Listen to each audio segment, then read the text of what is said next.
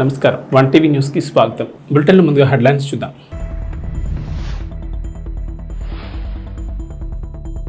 విజయవాడలో అంబేద్కర్ భారీ విగ్రహం స్మృతివనం పనులపై ముఖ్యమంత్రి వైఎస్ జగన్మోహన్ రెడ్డి సమీక్ష.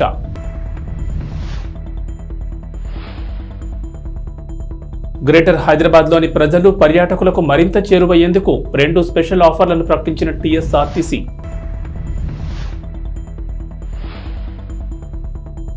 టీడీపీ అధికారంలోకి రాగానే చేనేతపై జీఎస్టీ ఎత్తివేస్తాం, టీడీపీ నేత నారా లోకేష్ వెల్లడి.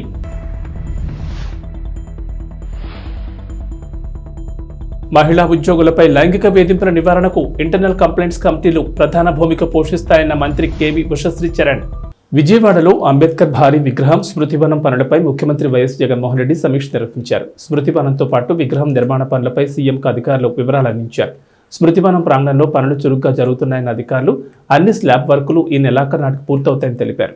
ప్రాంగణంలో ఒక కన్వెన్షన్ సెంటర్ కూడా వస్తుందని, విగ్రహ విడిభాగాలు ఇప్పటికే సిద్ధంగా ఉన్నాయని, ఒక్కొక్కటిగా అమర్చుకుంటూ మొత్తం 13 దశల్లో విగ్రహ నిర్మాణాన్ని పూర్తి చేస్తామని అధికారులు వివరించారు. విగ్రహ నిర్మాణంలో 352 మెట్రిక్ టన్నుల ఉక్కు, 112 మెట్రిక్ టన్నుల ఇత్తడిని వినియోగిస్తున్నామని అధికారులు పేర్కొన్నారు. విగ్రహం తయారీతో పాటు దాని చుట్టూ సివిల్ వర్క్స్, సుందరీకరణ, మైదానాన్ని ప్రధాన రహదారితో అనుసంధానం చేసే పనులను అధికారులు సీఎంకు వివరించారు. అంబేద్కర్ స్మృతివనం ప్రాజెక్టు శాశ్వతమైన ప్రాజెక్టు అని, పనులు కూడా అంతే నాణ్యతతో ఉండాలని సీఎం జగన్ అన్నారు. విజయవాడకు ప్రత్యేక గుర్తింపును తీసుకొచ్చేలా నిర్మాణాలు ఉండాలి. స్మృతివనంలో ఏర్పాటవుతున్న కన్వెన్షన్ సెంటర్ కూడా అత్యంత ప్రధానమైంది. నిర్మాణంలో నాణ్యతతో పాటు సుందరీకరణకు అత్యంత ప్రాధాన్యత ఇవ్వాలి. అధికారులు పనులను సమన్వయం చేసుకుని ముందుకు సాగాలి.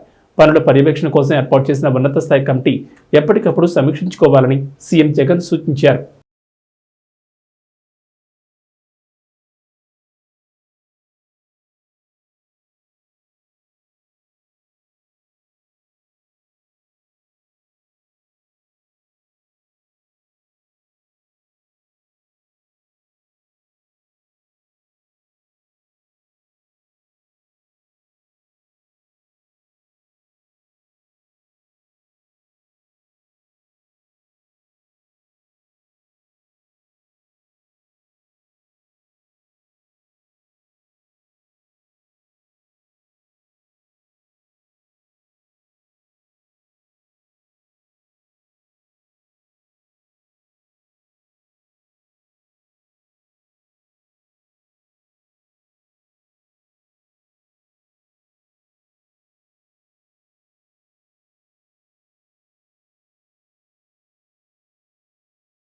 గ్రేటర్ హైదరాబాద్లోని ప్రజలు పర్యాటకులకు మరింత చేరువయ్యేందుకు 2 స్పెషల్ ఆఫర్లను తెలంగాణ రాష్ట్ర రోడ్డు రవాణా సంస్థ ప్రకటించింది.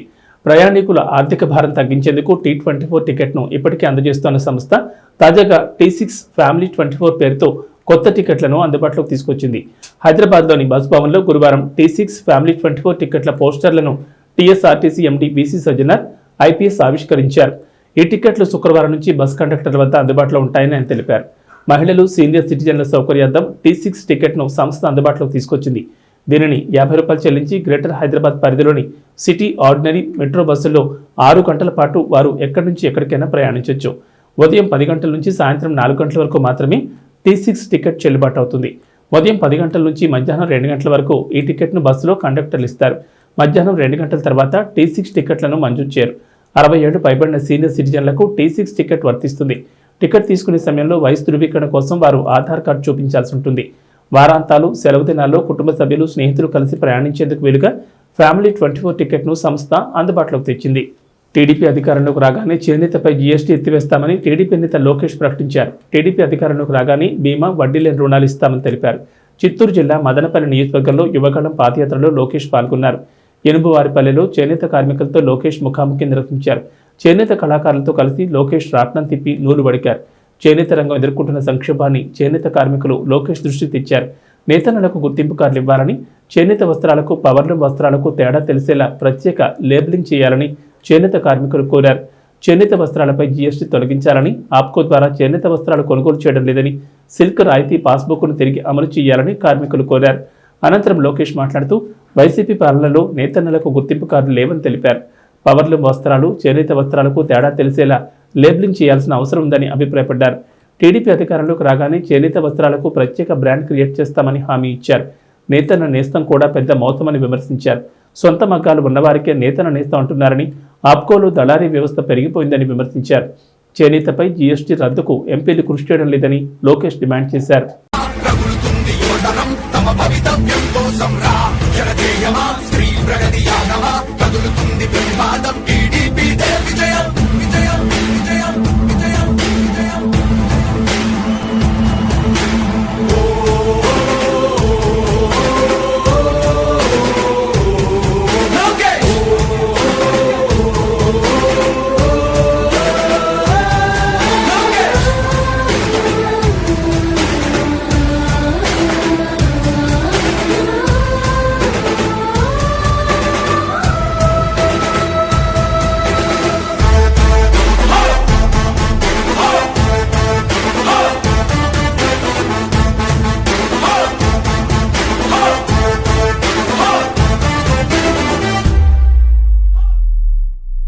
స్వతంత్ర భారతావని శభాషనే తీరుగా ప్రతి గుండెను కదిలించెను నీ పాదయాత్ర సైనిక నవ్యాంధ్ర ప్రజావాహిని శుభం అనే తీరుగా ప్రతి వర్గము నీరాకను స్వాగతించెరా సేవకా తెలుగువాడి ఆత్మ గౌరవం సయ్యంటు ఉంది నీతో పయనించడానికి విజయమో వీర స్వర్గమో సిద్ధం మందిని యుద్ధం ప్రజల కొరకని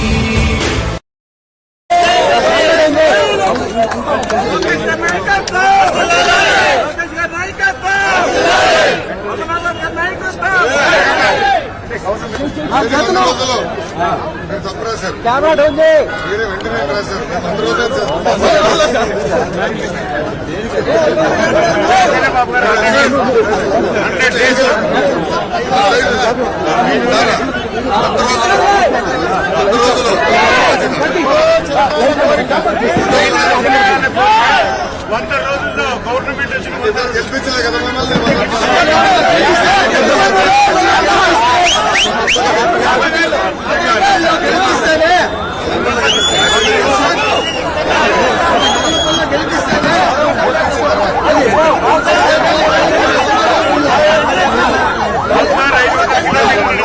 మహిళా ఉద్యోగులపై జరిగే లైంగిక వేధింపుల నివారణకు ఇంటర్నల్ కంప్లైంట్స్ కమిటీలు ప్రధాన భూమిక పోషిస్తాయని రాష్ట్ర మహిళల, బాలల, వికలాంగుల, వయోవృద్ధుల సంక్షేమ శాఖ మంత్రి కేబీ ఉషశ్రీ చరణ్ పేర్కొన్నారు. భారత ఉన్నత న్యాయస్థానం మార్గదర్శకాలు, రాష్ట్ర ప్రభుత్వం జారీ చేసిన పలు ఉత్తర్వుల ప్రకారం అన్ని శాఖాధిపతుల కార్యాలయాల్లోనూ, ప్రైవేట్ కార్యాలయాల్లోనూ ఈ కమిటీలను తప్పనిసరిగా ఏర్పాటు చేయాల్సిందని ఆమె తెలిపారు. వెలగపూడిలోని ఆంధ్రప్రదేశ్ సచివాలయం 5వ బ్లాక్ సమావేశ మందిరంలో రాష్ట్ర మహిళా కమిషన్ ఆధ్వర్యంలో పని ప్రదేశాల్లో మహిళలపై లైంగిక వేధింపుల చట్టం 2013 అమలు తీరుపై జరిగిన సమీక్ష సమావేశానికి మంత్రి ముఖ్య అతిథిగా హాజరయ్యారు. ఈ సందర్భంగా మంత్రి కేబీ ఉషశ్రీ చరణ్ మాట్లాడుతూ ముఖ్యమంత్రి జగన్మోహన్ రెడ్డి మహిళల భద్రతకు, సంక్షేమానికి, సాధికారతకు అధిక ప్రాధాన్యత ఇస్తూ పలు వినూత్న పథకాలను అమలు చేయడం జరుగుతుందన్నారు. మహిళా కమిషన్ చైర్పర్సన్ వాసిరెడ్డి పద్మ మాట్లాడుతూ మహిళల భద్రత, సాధికారత సాధనలో దేశానికి ఆదర్శంగా ఆంధ్రప్రదేశ్ నిలుస్తుందన్నారు. ముఖ్యమంత్రి జగన్మోహన్ రెడ్డి రాష్ట్రాల్లోని మహిళల అభ్యున్నతికి చూపుతున్న ప్రత్యేక శ్రద్ధే ఇందుకు ప్రధాన కారణమని ఆమె తెలిపారు.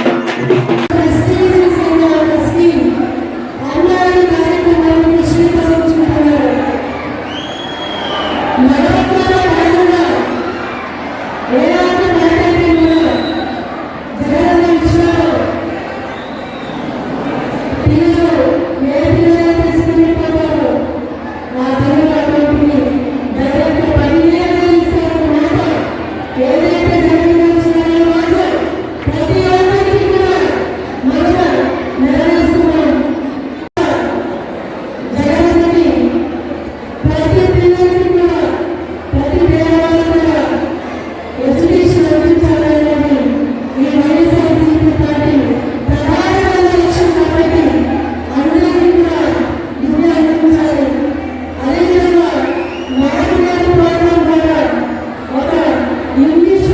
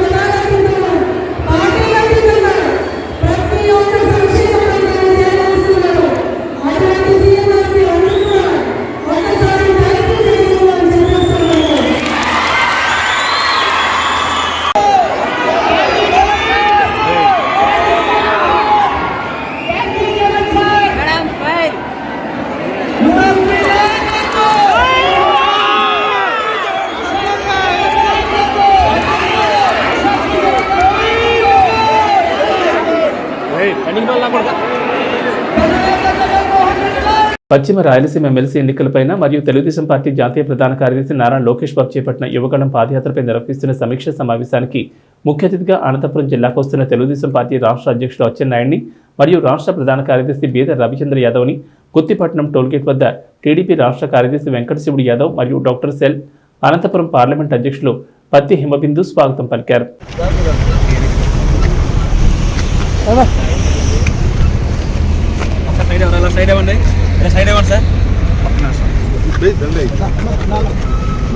ఆర్ఎస్లోనా నేను లేనా ఒకసారి సైడ్కి ఉన్నాను సార్ అన్న ఒక్క నిమిషం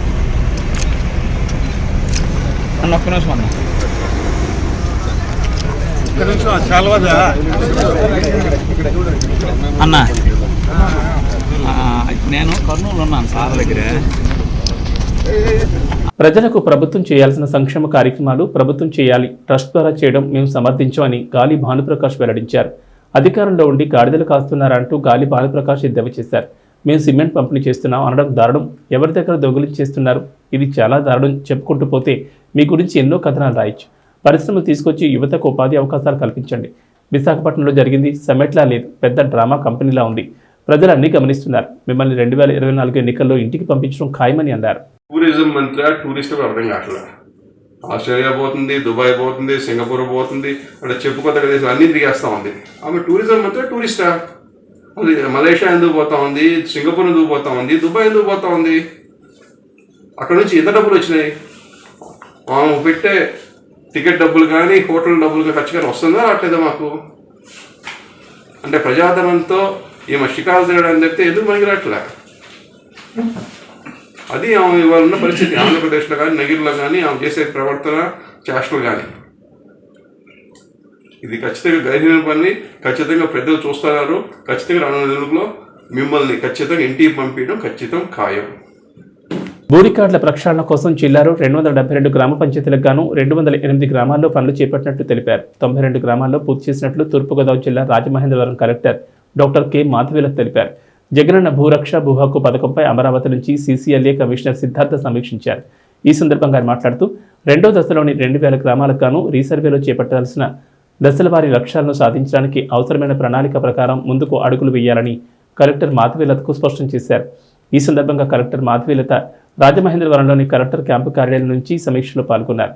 ఈ సందర్భంగా మాట్లాడుతూ భూ సమగ్ర సర్వే ప్రక్రియలో భాగంగా జిల్లాలో 269 రెవెన్యూ గ్రామ పంచాయతీల పరిధిలో 248 గ్రామాల్లో చెక్ మార్కింగ్ పాయింట్ ప్రక్రియ పూర్తి చేసినట్లు చెప్పారు. మిగిలిన 121 గ్రామాల్లో పురోగతిలో ఉన్నట్లు చెప్పారు. ఇప్పటి వరకు 292 గ్రామాల్లో డ్రోన్ సర్వే చేస్తుండగా మరో 77 గ్రామాల్లో పూర్తి చేయాల్సిందన్నారు. గ్రౌండ్ ట్రూతింగ్కి సంబంధించి రెండవ దశలో 16 గ్రామాలు పనులు చేసే విధానంలో ఇప్పటికీ 15 గ్రామాల్లో పనులు పూర్తి చేయగా ఒక గ్రామం పురోగతిలో ఉన్నట్లు తెలిపారు. ఉమ్మడి పశ్చిమ గోదావరి జిల్లా పరిధిలో ఈ నెల 13న 2 స్థానిక సంస్థల శాసనమండలి సభ్యుల ఎన్నిక కోసం పోలింగ్ జరగనుంది. ఈ బరిలో 6 అభ్యర్థులు పోటీ పడుతున్నారు. వైసీపీ తరపున కవులు శ్రీనివాస్, వంగ రవీంద్ర పోటీ పడుతున్నారు. స్వతంత్ర అభ్యర్థిగా బరిలో దిగిన సీనియర్ నేత వీరవల్లి చంద్రశేఖర్కు తెలుగుదేశం పార్టీ, జనసేన మద్దతిచ్చారు. స్వతంత్ర అభ్యర్థులుగా గోరింక దాసు, దేవరపల్లి ఆదాము, పసల వెంకటాచలం పోటీ చేస్తున్నారు. గతంలో స్థానిక సంస్థలకు ఎన్నికలు జరిగినప్పుడు టీడీపీ పోటీలో లేదు. వైసీపీ ఇష్టానుసారం వ్యవహరించడంతో టీడీపీ ఎన్నికలను బహిష్కరించింది. కానీ అక్కడక్కడ తెలుగుదేశం, జనసేన మద్దతుదారులు నెగ్గారు. స్థానిక సంస్థల ఎన్నికల్లో వైసీపీకి చెందిన వాళ్లే అత్యధిక శాతం గెలిచారు. అయితే వైసీపీ అధికారంలో ఉన్న ఈ ప్రజాప్రతినిధులకు ఒరిగింది ఏమీ లేదు, గౌరవం లేదు, అధికారమూ లేదు. ఊళ్ళో చిన్న పని చేయించడానికి నిధులు ఇవ్వలేదు, పదవులు పొందడానికి కోట్లు ఖర్చు పెట్టారు. పార్టీ అప్పుడు పెద్దగా సాయం చేసింది ఏమీ లేదు. దీంతో అప్పుల పాలయ్యారు. కొందరు పెట్టుబడులు పెట్టి కొన్ని భవనాలు నిర్మాణం చేశారు, వాటికి బిల్లులు ఇవ్వలేదు. దీంతో వారంతా అసంతృప్తితో ఉన్నారు. ఈ నేపథ్యంలో వైసీపీ నేతలంతా రంగంలో దిగారు. ఇటీవల CM Jagan Nidadavolu MLA G Srinivasa Naidu కూతురు వివాహ రిసెప్షన్కు వచ్చినప్పుడు నేతలందరికీ ఆయన సీరియస్గా హెచ్చరించారు. ఏలూరు జిల్లా ఎమ్మెల్సీ ఎన్నికల పోలింగ్ సమయంలో ఓటర్ల సెల్ ఫోన్లను అనుమతించొద్దని కలెక్టర్, జిల్లా ఎన్నికల అధికారి ప్రసన్న వెంకటేష్ పోలింగ్ సిబ్బందిని ఆదేశించారు. ఏలూరు కలెక్టరేట్లోని గోదావరి సమావేశ మందిరంలో ఎన్నికల జోనల్ అధికారులు, సూక్ష్మ పరిశీలకులు, ప్రిసైడింగ్, అసిస్టెంట్ ప్రిసైడింగ్ అధికారులు, కౌంటింగ్ సిబ్బందికి ఏర్పాటు చేసిన శిక్షణ కార్యక్రమంలో ఎన్నికల పోలింగ్, కౌంటింగ్ ప్రక్రియలపై కలెక్టర్ దిశానిర్దేశం చేశారు. కలెక్టర్ మాట్లాడుతూ ఎమ్మెల్సీ ఎన్నికల ప్రక్రియ సజావుగా సాగేలా సిబ్బంది పూర్తి స్థాయిలో శిక్షణ తీసుకోవాలన్నారు. పోలింగ్, కౌంటింగ్ సమయంలో ఎన్నికల కమిషన్ నియమ నిబంధనలను ఖచ్చితంగా పాటించాలన్నారు. పోలింగ్ సిబ్బంది తమ సందేహాలను శిక్షణ సమయంలోని అధికారులను అడిగి తెలుసుకోవాలన్నారు. కొంతమంది ఓటర్లు తాము ఓటు వేసిన విధానాన్ని తమ సెల్ ఫోన్లలో ఫోటో తీసి సామాజిక మాధ్యమాల్లో పోస్ట్ చేసే అవకాశం ఉందని, పోలింగ్ బూత్లోకి ఓటర్లను మాత్రమే అనుమతించాలని అన్నారు. పోలింగ్ బూత్ బయట పోలీస్ సిబ్బందికి సెల్ ఫోన్ అప్పగించిన తర్వాతే పోలింగ్ బూత్లోకి ఓటర్ను అనుమతించారని పేర్కొన్నారు. రాష్ట్ర ప్రభుత్వం అత్యంత ప్రతిష్టాత్మకంగా ప్రారంభించిన మొబైల్ డిస్పాచబుల్ యూనిట్ ఇంటింటికి రేషన్ పంపిణీ వాహనాల దారిటో తెలియక సిబ్బంది ఆందోళన చెందుతున్నారు. తూర్పుగోదావరి జిల్లా నిడదవోలు పట్టణ మండలంలో గురువారం రేషన్ పంపిణీ వాహనాలు తీయమంటూ భీష్మించారు. సకాలంలో జీతాలు పడ్డం లేదని, అందులో కోతలు ఎక్కువగా ఉంటున్నాయని ఆందోళన దిగారు. సివిల్ సప్లైస్ అధికారులు వాహన యజమానులను బ్రతిమాలి రేషన్ పంపిణీ చేయించారు. దీనిపై అధికారులను ఆరా తీయగా వారి జీతాల నుంచి సంబంధిత బ్యాంక్ అధికారులు ఇన్సూరెన్స్ మొత్తాన్ని కోత వేయడంతో ఆందోళన దిగినట్లు చెబుతున్నారు. దీనిపై ఇటు అధికారులు సిబ్బంది నుంచి భిన్న వాదనలు వినపడుతున్నాయి. ఏదేమైనా రేషన్ పంపిణీపై నీళ్లు నీడలు అలుముకుంటున్నాయి.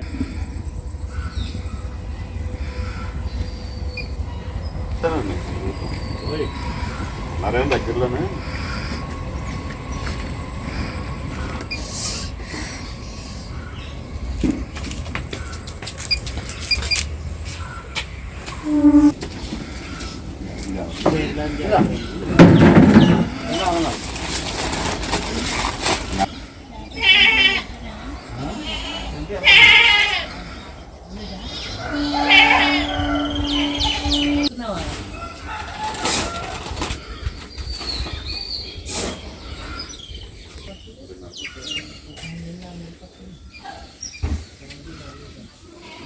రెగ్యులర్ ఉద్యోగులు ఉపాధ్యాయులతో పాటు కాంట్రాక్ట్ అవుట్సోర్సింగ్ ఉద్యోగులను వైసీపీ ప్రభుత్వం మోసం చేసిందని, ఇచ్చిన మాట తప్పి మడమ తిప్పిన రాష్ట్ర ప్రభుత్వానికి పాలించే అర్హత ఎక్కడదని సిపిఐ సిపిఎం జిల్లా కార్యదర్శులు తాటిపాక మధు, టి అరుణ్ పేర్కొన్నారు. ఉద్యోగులు ఉపాధ్యాయుల పట్ల రాష్ట్ర ప్రభుత్వ నిరంకుశ వైఖరిపై తూర్పుగోదావరి జిల్లా Rajamahendravaram Gokavaram bus stand doctor B R Ambedkar విగ్రహం వద్ద సిపిఎం సిపిఐ తూర్పుగోదావరి జిల్లా కమిటీల ఆధ్వర్యంలో నిరసన ధర్నా చేశారు. సిపిఎస్ విధానాన్ని రద్దు చేసి పాత పెన్షన్ పునరుద్ధరించాలని, డిఎల్ విడుదల చేయాలని, కాంట్రాక్ట్ అవుట్సోర్సింగ్ ఉద్యోగులను రెగ్యులర్ చేయాలని నినాదాలు చేశారు. మధు అరుణ్ మాట్లాడుతూ తాము అధికారంలోకి వచ్చిన వారం రోజుల్లోనే సిపిఎస్ రద్దు చేస్తానని జగన్ హామీ ఇచ్చారని, ఇప్పుడు మాట తప్పి జీపీఎస్ అనడం సిగ్గుచేటన్నారు. రాష్ట్ర ప్రభుత్వం ఒక్కసారి కూడా డిఎస్సీ నిర్వహించకుండా నిరుద్యోగులను మోసం చేసిందన్నారు. నోటి క్యాన్సర్ లక్షణాలను ప్రాథమిక దశలోనే గుర్తిస్తే నివారించవచ్చని విజయవాడ ప్రభుత్వ డెంటల్ కళాశాల ప్రొఫెసర్ డాక్టర్ చంద్రశేఖర్ అన్నారు. జాతీయ నోటి ఆరోగ్య కార్యక్రమంలో భాగంగా ఏలూరు జిల్లా ఏలూరు ప్రభుత్వ జనరల్ హాస్పిటల్లో నోటి క్యాన్సర్ అవగాహన మరియు నిర్ధారణ పరీక్ష శిబిరం నిర్వహించారు. ఈ శిబిరంలో దంత సమస్యల గురించి మరియు నోటి క్యాన్సర్ గురించి రోగులకు అవగాహన కల్పించడంతో పాటు వెలిస్కోప్ అనే పరికరం ద్వారా క్యాన్సర్ స్క్రీనింగ్ చేశారు. ఈ వెలిస్కోప్ పరికరంతో చాలా సులభంగా నోటి క్యాన్సర్ నిర్ధారణ పరీక్షలు చేయొచ్చని తెలియజేస్తూ తన డాక్టర్ల బృందంతో వచ్చి పరీక్షలు నిర్వహించారు. ఈ కార్యక్రమంలో ఏడీఎం ఈ సూపరింటెండెంట్ డాక్టర్ విజయ్ కుమార్, జిల్లా వైద్య ఆరోగ్య శాఖ అధికారి డాక్టర్ డి ఆశ, అదనపు DMHO doctor Ratnakumari, NCD RBSK program అధికారి doctor Ch Manasa, RMO doctor P Srinivasarao, dental associate professor doctor Busha, దంత వైద్యులు పెదపాడు, పోతనూరు, పట్లూరు, పెదవేగి, చాటపర్రు, పిహెచ్సి వైద్యులు సిబ్బంది పాల్గొన్నారు.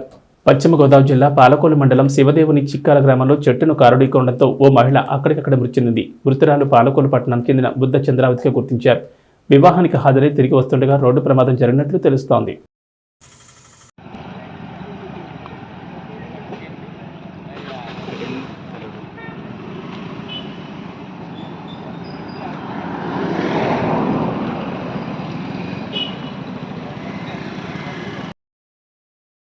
ఖమ్మం జిల్లా బైరా మున్సిపాలిటీ కార్యాలయం ఆవరణలో అంతర్జాతీయ మహిళా దినోత్సవ వేడుకల సందర్భంగా మహిళలకు క్రీడా పోటీలు నిర్వహించారు. క్రీడా పోటీలను municipal chairman Jaipal, commissioner Anitha ప్రారంభించారు. ఈ సందర్భంగా municipal chairman Jaipal, commissioner Anitha మాట్లాడుతూ అంతర్జాతీయ మహిళా దినోత్సవ వేడుకల సందర్భంగా మున్సిపాలిటీ పరిధిలో మహిళలకు 5 రోజుల పాటు పలు సాంస్కృతిక కార్యక్రమాలు, క్రీడా పోటీలు నిర్వహించడం జరుగుతుందని తెలిపారు. మహిళలు అన్ని రంగాల్లో రాణించాలని కోరారు. క్రీడలు మానసిక ఉల్లాసం, మంచి ఆరోగ్యానికి ఉపయోగపడతాయని, మహిళలు గృహాలకే పరిమితం కాకుండా క్రీడల్లో, సేవా రంగంలో, రాజకీయ రంగంలో రాణించాలని కోరారు. ఈ కార్యక్రమంలో మెప్మా గ్రూప్ సభ్యులు, ఐకేపీ సభ్యులు పాల్గొన్నారు.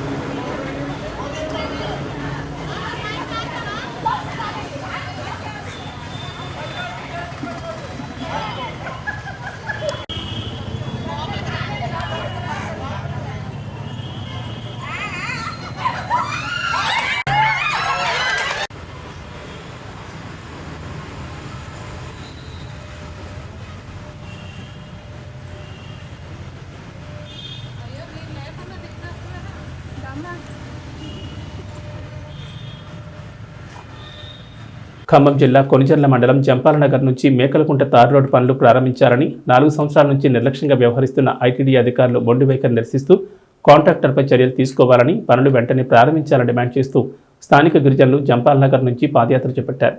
జంపాలనగర్ నుంచి మేకలకుంట మీదుగా మెయిన్ రోడ్ మంగాపురం వద్దకు శంకుస్థాపన శిలాఫలకం చేరుకుని నినాదాలు చేస్తూ నిరసన తెలిపారు. అనంతరం గిరిజనులు భారీ ఎత్తున మెయిన్ రోడ్డుపై కూర్చుని రాస్తారోకో నిర్వహించారు. అధికారులు స్పందించాలని, రోడ్డు పనులు ప్రారంభించాలని నినాదాలు చేశారు.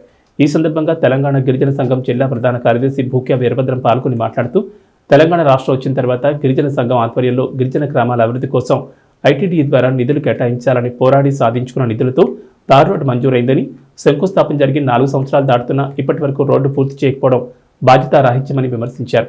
ఐటీడీ అధికారులు ఎందుకు స్పందించడం లేదని ప్రశ్నించారు. వెంటనే ఐటీడీ అధికారులు కాంట్రాక్టుపై చర్యలు తీసుకుని పనులు ప్రారంభించాలని, లేని పక్షంలో మేకలకుంట నుంచి జిల్లా కలెక్టరేట్ వరకు పాదయాత్ర చేపడతామని ప్రభుత్వ ఉన్నతాధికారులకు హెచ్చరించారు.